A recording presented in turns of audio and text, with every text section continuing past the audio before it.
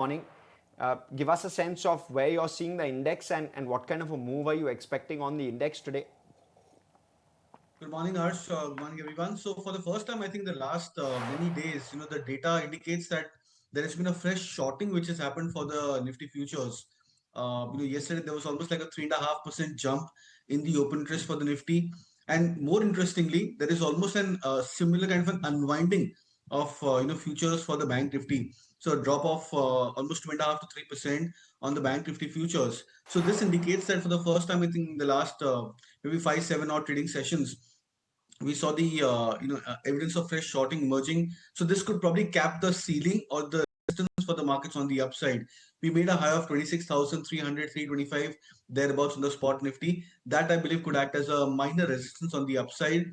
So far, 26,000 still remains to be a strong support for the Nifty over the near term. So we'll just see over the next couple of days how strongly the Nifty holds on to that 26,000 levels.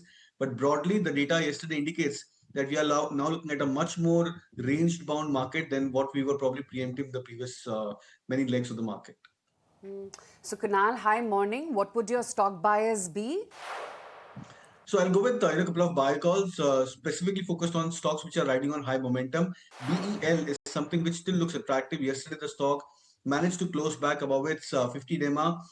Even on the short-term charts, we just saw the stock recovering right throughout the trading session from the start yesterday. So expecting a follow-through up move for BEL.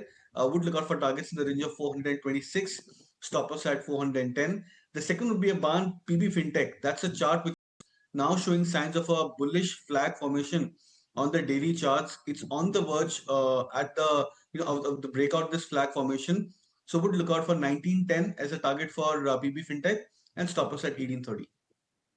Those auto counters will be in focus and have been. We've seen auto sales data pour in.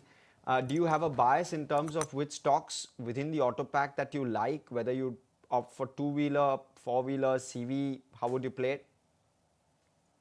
Absolutely, Harsh. So I think one of the a few names which you've been highlighting over the last couple of months specifically are the likes of Maruti as well as Eicher Motors. They are the ones which are looking very strong on the charts. In fact, whether you look at this on the short-term time scale over the last few weeks or over the last 2 or 3 months, these are the new leaders which have emerged for the entire auto pack. So they still look, continue to look very attractive. Eicher Motors, I think, has shifted the base higher from earlier 5,200, 300 to now 6,500 to 600 mark. So that could be kept as maybe a stop loss or a support point for traders who are looking to buy or accumulate the stock further. For Maruti, now 16,000 is becoming the new normal. So I think that's a stock which is still looking attractive at current juncture. Hero MotoCorp is something which has managed to show a V-shaped recovery. That's a stock which I think has shown a remarkable up move from the 2025 Jan-Feb lows. It's almost up, I think, more than 40%, 35% plus in the last 7, 8 months or so. So that I think is still a strong stock. And when stocks go into such kind of V-shaped recovery, that's where I would believe that the positivity or the trend is still intact. The surprise over here from the auto pack could be Tata Motors PV.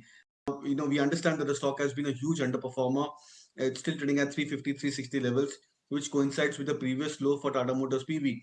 But on the short term, on the medium term charts rather, the stock at this 350, 360 levels actually has come back into tapping a very strong support territory.